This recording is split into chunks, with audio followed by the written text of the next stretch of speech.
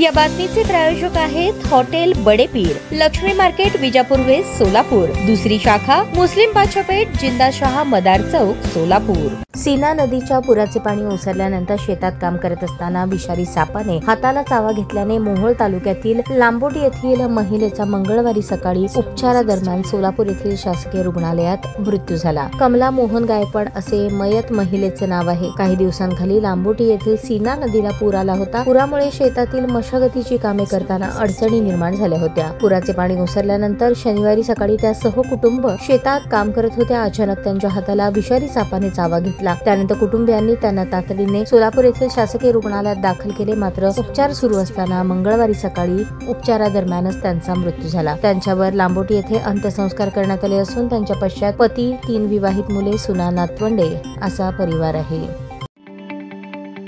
ताज्या बातम्या पाहण्यासाठी प्राईम महाराष्ट्र न्यूज चॅनलला सबस्क्राईब करा।